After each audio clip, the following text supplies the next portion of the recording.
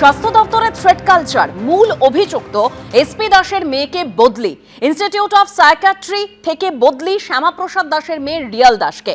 Institute of সাইকিয়াট্রিতে চিকিৎসক শিক্ষক পদ থেকে সাধারণ চিকিৎসক পদে বদলি করা হলো। আরো বিস্তারিত আমরা জানবো, আমাদের প্রতিনিধি ঝিলম করঞ্জাই রয়েছেন আমাদের সঙ্গে। ঝিলম,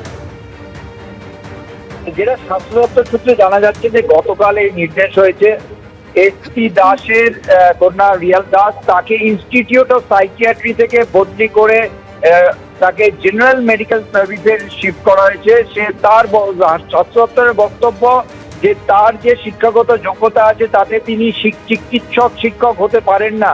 তার যে অ্যাসিস্ট্যান্ট প্রফেসর পদ ছিল ইনস্টিটিউট অফ সাইকিয়াট্রি থেকে, সেখান থেকে তাকে জেনারেল ডক্টর যে সার্ভিস সেখানে তাকে শিফট করা হয়েছে, সাধারণ চিকিৎসক হিসেবে বদলি করা হয়েছে। তবে কোন প্রতিষ্ঠানে সেটার উল্লেখ করা হয়নি। এর পাশাপাশি স্বাস্থ্যমন্ত্রী যেটা জানিয়েছেন যে তার ক্ষেত্রে তার যোগ্যতার থেকে তিনি বেশি বেতন পেতেন এবং যে বাড়তি বেতন তিনি পেয়েছেন সেটা তাকে ফেরত দিতে হবে। সেই ফেরত নেওয়াটা কিভাবে হবে, তাকে টাকা ক্যাশ ফেরত দিতে হবে এককালীন, না তার যে বর্তমান বেতন থেকে সেটা অ্যাডজাস্ট করা হবে, সেই ব্যাপারে চূড়ান্ত সিদ্ধান্ত স্বাস্থ্য দপ্তর নেয়নি। তবে তার বাড়তি বেতন ফেরত দিতে হবে।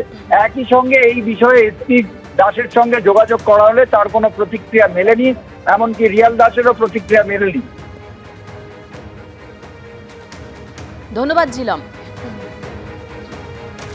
জায়গায় পাঠিয়ে দিয়েছি যেখানে ওনার থাকার কথা ছিল। ওনার তো এখানে কোনো স্নাতকোত্তর ডিগ্রি নেই, তো উনি কি করে চিকিৎসক শিক্ষক হবেন? চিকিৎসক শিক্ষকের ন্যূনতম যেটা দরকার সেটা হচ্ছে স্নাতকোত্তর ডিগ্রি। উনি ডিগ্রি ছাড়াই ঢুকে পড়েছিলেন। বাবার একটা বড় ডিগ্রি হচ্ছে উনি এমডি বাবা, তো ওনার বাবা এমডি ছিলেন, তাই উনিও এমডি হয়ে গেলেন। এইরকমভাবেই তো স্বাস্থ্য দপ্তর চলছিল। আর ওনাকে এটাও বলেছি, এতদিন ধরে উনি যে তফাৎটা হয়েছে ওনার পে প্যাকেটের, উনি যে টাকাটা পেয়েছেন সেটা আমরা হিসেব নিকেশ করছি, ফেরত দিতে হবে। সরকারি টাকা তছনছ করার দায়িত্ব নিতে হবে ওনাকে ফেরত দিতে হবে। উনি যদি বেশি মাইনে পেয়ে থাকেন তাহলে সেটা ফেরত হবে, বা ওনার সঙ্গে অ্যাডজাস্টমেন্ট করা হবে। উনি যে যা পদে থাকার জন্য উপযুক্ত সেই পদেই ওনাকে, ওনার রিয়াল পদটা, ওই রিয়াল পদে আমরা পাঠিয়ে দিয়েছি ওনাকে। আসি পরের খবরে। তৃণমূলের 3টি ব্যাংক অ্যাকাউন্ট এবার ব্যবহার করতে পারবে কালীঘাটপন্থী তৃণমূল। শুধুমাত্র দৈনন্দিন কাজকর্মের জন্য ব্যবহার করা যাবে এই অ্যাকাউন্টগুলি। অবসরপ্রাপ্ত বিচারপতি সুব্রত তালুকদারকে স্পেশাল অফিসার হিসেবে নিয়োগ করলো আদালত। বিচারপতি সুব্রত তালুকদারের নজরদারিতে চলবে এই অ্যাকাউন্টগুলি। ঠিক কি হলো আজকে আদালতে, আরো বিস্তারিত জানবো আমাদের প্রতিনিধি সৌভিক মজুমদারের কাছ থেকে। সৌভিক, দেখো, কালীঘাটপন্থী তৃণমূলের পক্ষে এটা অত্যন্ত স্বস্তির যে তাদের যে 3টি ব্যাংক অ্যাকাউন্ট ফ্রিজ করা হয়েছিল, অর্থাৎ তৃণমূল কংগ্রেসের যে 3টি অ্যাকাউন্ট ফ্রিজ করা হয়েছিল সেটা আপাততভাবে 30শে সেপ্টেম্বর পর্যন্ত কালীঘাটপন্থী তৃণমূল তারা ব্যবহার করতে পারবেন। এই নির্দেশ কলকাতা হাইকোর্টের তরফ থেকে দেওয়া হয়েছে, কিন্তু নির্দিষ্ট কিছু শর্তও বেঁধে দেওয়া হয়েছে। প্রথমত, সেখানে স্পেশাল অফিসার নিয়োগ করা হয়েছে। কলকাতা হাইকোর্টের অবসরপ্রাপ্ত বিচারপতি সুব্রত তালুকদার এই 3টি ব্যাংক অ্যাকাউন্টের ক্ষেত্রে তিনি স্পেশাল অফিসার হিসেবে কলকাতা হাইকোর্টের নির্দেশক্রমে নিযুক্ত হয়েছেন। ফলে বলা হয়েছে যে আপাততভাবে শুধুমাত্র দৈনন্দিন যে খরচ আছে সেই খরচ এবং বিভিন্ন পার্টি অফিস চালাবার বা বিদ্যুৎ বিল বা কর্মীদের বেতন সহ এই যে খরচাগুলো, দৈনন্দিন খরচাগুলো আছে, সেই খরচাগুলোই কিন্তু এই অ্যাকাউন্ট থেকে মেটানো যাবে। তার পাশাপাশি যেটা বলা হয়েছে যে তৃণমূল কংগ্রেসের যে আইনি খরচ, সেই আইনি খরচ কিন্তু এই ব্যাংক অ্যাকাউন্ট থেকে মেটানো যাবে। সেই নির্দেশ কলকাতা হাইকোর্টের তরফ থেকে দেওয়া হয়েছে। কিন্তু তার পাশাপাশি এটাও বলা হয়েছে যে আপাততভাবে নির্বাচন কমিশনের কাছে ঋতব্রত বন্দ্যোপাধ্যায় পন্থী যারা তৃণমূল কংগ্রেসের বিধায়করা আছেন তাদের যে আবেদন ছিল দলীয় প্রতীক নিয়ে, সেই আবেদন এখনো নির্বাচন কমিশনের কাছে বিচারাধীন রয়েছে। ফলে সেখানে কি সিদ্ধান্ত হলো সেটাও কলকাতা হাইকোর্ট নজরে রাখবেন এবং আইনজীবীদের পরবর্তী ক্ষেত্রে সে বিষয়ে দৃষ্টি আকর্ষণের ক্ষেত্রেও বলা হয়েছে। কিন্তু প্রাথমিক পর্যায়ে আপাততভাবে কালীঘাটপন্থী তৃণমূলের ব্যক্তি রয়েছেন, নেতারা রয়েছেন, তারা কিন্তু এই 3টি ব্যাংক অ্যাকাউন্ট ব্যবহার করতে পারবেন। এবং পাশাপাশি বলা হয়েছে যারা এর অথরাইজ সিগনেটরি রয়েছেন তারা কিন্তু সেই রকম 2জন ব্যক্তি তারা কিন্তু চেকে সই করতে পারবেন এবং সেই চেক মাননীয় অবসরপ্রাপ্ত বিচারপতি সুব্রত তালুকদারের কাছে পেশ করতে হবে। তারপর তিনি সেই চেক খতিয়ে দেখে সেখানে তিনি আবার সই করবেন এবং তারপরেই সেই চেক কিন্তু ব্যাংকে যাবে এবং ব্যাংক থেকে টাকা কালীঘাট তৃণমূলের কাছে আসবে।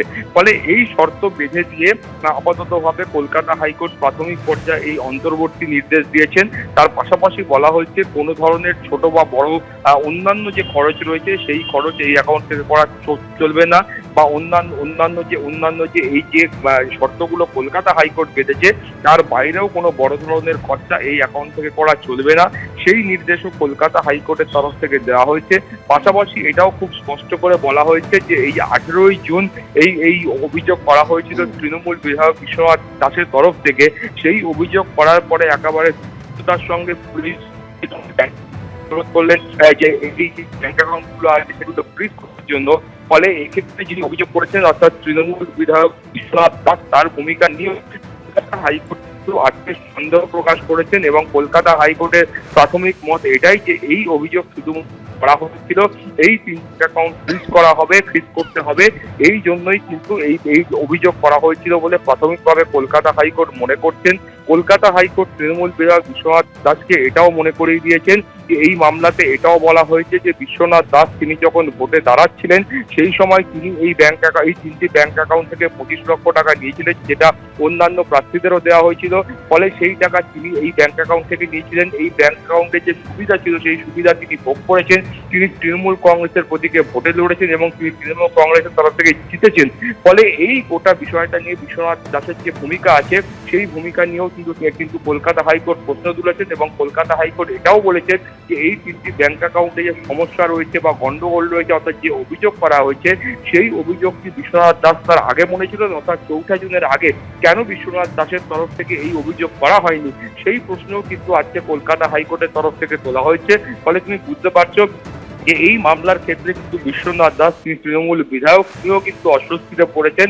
তার পাশাপাশি যেটা বলা হয়েছে যে পুলিশের তরফ থেকে এই অভিযোগ পাওয়ার সঙ্গে সঙ্গে দ্রুততার সঙ্গে পদক্ষেপ করা হয়েছে। কোনো সাধারণ মানুষ পুলিশের কাছে অভিযোগ জানাতে গেলে এই দ্রুততার সঙ্গে আদৌ কোনো পদক্ষেপ গ্রহণ করা হয় কিনা সেইটা নিয়েও কলকাতা হাইকোর্ট প্রশ্ন তুলেছেন এবং কলকাতা হাইকোর্ট বলেছেন যে যখন এই ব্যাংক অ্যাকাউন্ট ফ্রিজ করা হয় সেই ফ্রিজ করার সময় ফ্রিজ করার কারণ হিসেবে অর্থাৎ একটা অভিযোগ পেলেন ব্যাংক অ্যাকাউন্ট ফ্রিজ হলো, কিন্তু উপযুক্ত তথ্য প্রমাণ পুলিশের কাছে আছে কিনা যার ভিত্তিতে এই ব্যাংক অ্যাকাউন্ট ফ্রিজ করা যায় সেইটা নিয়ে কিন্তু কলকাতা হাইকোর্ট সন্দেহ প্রকাশ করে বলেছে যে আপাততভাবে কলকাতা হাইকোর্টের সামনে যে তথ্য প্রমাণ পেশ করা হয়েছে তাতে এই ব্যাংক অ্যাকাউন্ট ফ্রিজ করার মতো কোনো রকম তথ্য প্রমাণ আপাততভাবে পুলিশের তরফ থেকে পেশ করা হয়নি। ফলে তুমি বুঝতে পারছো যে এই যে ব্যাংক অ্যাকাউন্ট ফ্রিজ করা যে মামলা ছিল সেই মামলায় কিন্তু কলকাতা হাইকোর্ট একাধিক প্রশ্ন তুলেছেন। ফলে পরবর্তী 21শে সেপ্টেম্বর মামলার পরবর্তী শুনানি হবে এবং সেই সময় সমস্ত দিক খতিয়ে দেখে কলকাতা হাইকোর্ট পরবর্তী নির্দেশ দেবে। ধন্যবাদ শোভিক। যে অর্ডারটা হলো একজন স্পেশাল অফিসারকে অ্যাপয়েন্ট করা হয়েছে, মাননীয় বিচারপতি সুব্রত তালুকদার, হাইকোর্টের প্রাক্তন বিচারপতি, তিনি দায়িত্বে থাকবেন টু লুক ইনটু যে অ্যাকাউন্টের কি এক্সপেন্ডিচার হচ্ছে না হচ্ছে। অ্যাকাউন্টের যারা এই মুহূর্তের প্রেজেন্ট সিগনেটারি তারা যদি তাদের মধ্যে থেকে দুজন যদি চেক পেশ করেন সেই চেকটা পাস করবেন জাস্টিস তালুকদার। অ্যাজ পার যে এভিডেভিট দেওয়া হয়েছে সেই এভিডেভিটের খরচার যে নিরিখ দেওয়া হয়েছে সেই বিষয় এবং তার সাথে সাথে day to day expenditure, salary, legal expenditure ইত্যাদি বিষয়েও খরচা করতে পারবে রাজনীতিবিদ। অর্থাৎ কালীঘাটপন্থী তৃণমূল তারা তৃণমূলের এই 3টি ব্যাংক অ্যাকাউন্ট ব্যবহার করতে পারবে শুধুমাত্র দৈনন্দিন কাজকর্মের জন্য ব্যবহার করা যাবে এই অ্যাকাউন্টগুলি, এরকমই নির্দেশ দিয়েছে আদালত। বিচারপতি সুব্রত তালুকদারের নজরদারিতে চলবে এই অ্যাকাউন্টগুলি। দুজন স্বীকৃত এবং অনুমোদিত স্বাক্ষরকারী ব্যক্তি স্পেশাল অফিসারের কাছে চেক জমা দেবেন, নির্দেশ আদালতের। সুবিধাবাদী, ধান্দাবাজ, গিরগিটি মানুষকে বিভ্রান্ত করছে, তৃণমূল কংগ্রেস কর্মীদের বিভ্রান্ত করছে। মানুষ জিজ্ঞাসা করুন, তুমি এমএলএ হয়েছ 25 লাখ টাকা নিয়ে, তোমার টোটাল খরচা 26, কারুর টোটাল খরচা 27, তুমি নিয়েছো 25 তৃণমূল থেকে ওই অ্যাকাউন্ট থেকে, আর তুমি জেতার পর বলছো ওই অ্যাকাউন্টের টাকা খারাপ বন্ধ করে দেবে। তা তুমি টাকাটা ফেরত দিলে না কেন? তুমি টাকাটা ফেরত দিলে না কেন অভিযোগটা করার আগে? তাহলে অভিযোগটা করার আগে তো ভাই আমি জানতে পারলাম অ্যাকাউন্টটায় খারাপ টাকা আছে, আমি ওই টাকা নেব না, বললে না কেন? আচ্ছা নিয়ে ফেলেছি, ফেরত দিয়ে দিলাম, দিলে না কেন? আজকের কোর্টের যে অবজারভেশন তাতে এই সুযোগ সন্ধানী, দ্বিচারী, ধান্দাবাজ যারা পার্টির টাকা ব্যবহার করে ভোট করায়, তারপরে আবার সেই একই অ্যাকাউন্টের বিরুদ্ধে অভিযোগ দেয়, এত বড় একটা চক্রান্তে যারা আছে, এই সুবিধাবাদীগুলোকে কোর্ট তার অবজারভেশনে রেখেছেন। এটা অত্যন্ত গুরুত্বপূর্ণ। নাম না করে কুণাল ঘোষকে নিশানা ঋতব্রত বন্দ্যোপাধ্যায়ের। এক প্রাক্তন তৃণমূল সাংসদের জেলে থাকার সময়ের চিঠি উল্লেখ করে আক্রমণ। যারা গদ্দার বলছেন তাদের একজন প্রাক্তন সাংসদ জেলে ছিলেন। জেলে থাকার সময় 91 পাতার একটি চিঠি লিখেছিলেন ওই সাংসদ। চিঠিতে লিখেছিলেন চিটফান্ডের সবচেয়ে বড় সুবিধাভোগী মমতা বন্দ্যোপাধ্যায়। আশা করব এই চিঠি পড়বেন প্রাক্তন মুখ্যমন্ত্রী মমতা বন্দ্যোপাধ্যায়। না পড়লে আমরা মমতা বন্দ্যোপাধ্যায়ের ঠিকানা চিঠি পাঠিয়ে দেব।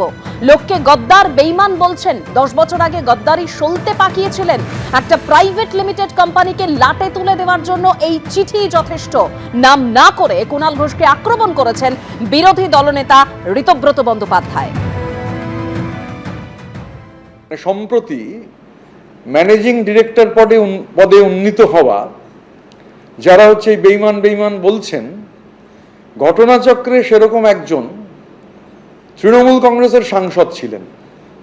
সাংসদ থাকা অবস্থায় গ্রেপ্তার হয়েছিলেন এবং জেলে বন্দি থাকা অবস্থায় একটা 91 পাতার চিঠি, সেই 91 পাতার চিঠি অ্যাড্রেস করা হয়েছিল দেশের প্রধানমন্ত্রীকে, দেশের স্বরাষ্ট্রমন্ত্রীকে, সিবিআই ডিরেক্টরকে। এই চিঠিতে লেখা রয়েছে যে একজন রাজ্যের নির্বাচিত মুখ্যমন্ত্রী চিটফান্ডের পয়সায় চলেন। এই চিঠিতে লেখা রয়েছে যে গোটা ভারতবর্ষে চিটফান্ডের সবথেকে বড় বেনিফিশিয়ারির নাম শ্রীমতী মমতা বন্দ্যোপাধ্যায়। আমরা অপেক্ষা করব, যদি দিদির কাছে চিঠিটা ম্যানেজিং ডিরেক্টর পৌঁছে দেন বা পাশে বসে কাটাকুটির জায়গাটুকু এক্সপ্লেন করে দেন। সেটা যদি না হয়, 15 দিন যদি না এটা হয়, তাহলে আমরা এই 91 পাতার চিঠিটা কুরিয়ার করে 30B হরিশ চ্যাটার্জি স্ট্রিটে পাঠিয়ে দেবো। লোককে গদ্দার বেঈমান বলছেন।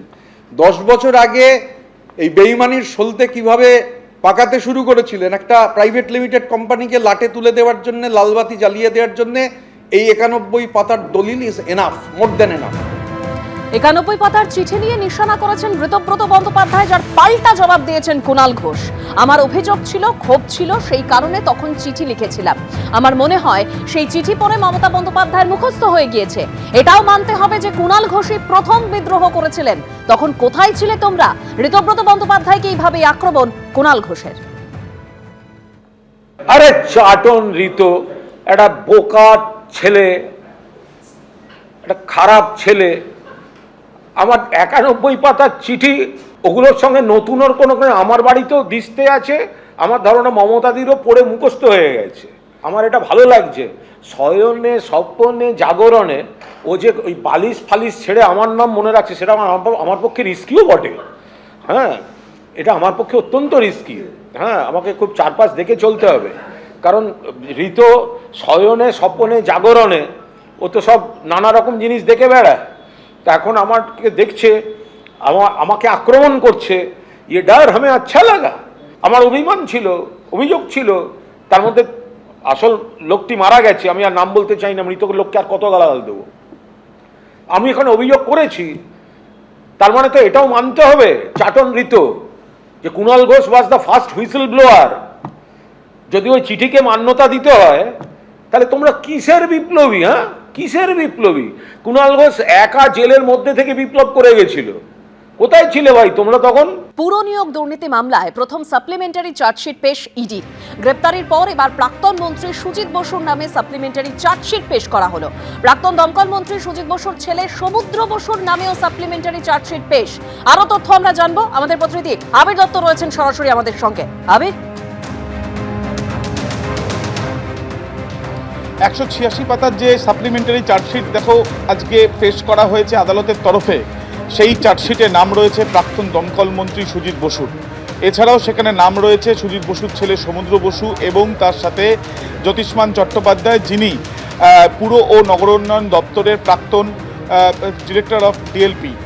এই যে তিনজন ছাড়াও দুটি সংস্থার নামও সেখানে দেওয়া হয়েছে। মোট 250 কোটি টাকা তছনছ বা আর্থিক তছরূপের অভিযোগ, যে আর্থিক তছরূপের থেকেও বেশি যে লেনদেন করা হয়েছে বা লাভবান করা হয়েছেন যারা চাকরি দিচ্ছে তাদের বিরুদ্ধে অভিযোগ এই পুরনিয়োগ দুর্নীতি মামলায়। তার মধ্যে 20 কোটি টাকা সুদীপ বসু নিজে আত্মসাৎ করেছে, এমনটাই অভিযোগ তুলেছে এনফোর্সমেন্ট ডিরেক্টরেট। তাদের বক্তব্য 340 জনকে চাকরি পাইয়ে দেওয়ার জন্য সুপারিশ করা এবং তার মধ্যে প্রায় 284 জনের যারা নিয়োগপত্র পর্যন্ত হাতে পেয়েছে। এই যে তদন্তে এনফোর্সমেন্ট ডিরেক্টরেট প্রথমে ডাকে সুজিত বসুকে এবং পরবর্তীকালে তাকে গ্রেপ্তার করে, গ্রেপ্তার করার পরে হেফাজতে নিয়ে জিজ্ঞাসাবাদ, বিভিন্ন জায়গাতে তল্লাশি অভিযান এবং নথি যে সংগ্রহ করা হয়েছে, তারপরে তারা যেটা মনে করছেন যে পুরসভায় নিয়োগ করানো হয়েছে টাকার বিনিময়ে এবং সেই নিয়োগে প্রায় 250 কোটি টাকা লেনদেন হয়েছে, এমনটাই তাদের অনুমান। এবং তার মধ্যে থেকে 20 কোটি টাকা সুজিত বসুর বিরুদ্ধেই অভিযোগ যে তিনি আত্মসাৎ করেছেন। এই মর্মেই প্রথম সাপ্লিমেন্টারি চার্জশিট জমা দিল এনফোর্সমেন্ট ডিরেক্টরেট আজকে নগরদারা আদালতে, যে চার্জশিটে রাজ্যের প্রাক্তন মন্ত্রীর নাম রয়েছে, এমনটাই ইডি সূত্রে খবর। ধন্যবাদ আবির। এবিপি আনন্দ, এগিয়ে থাকে, এগিয়ে রাখে।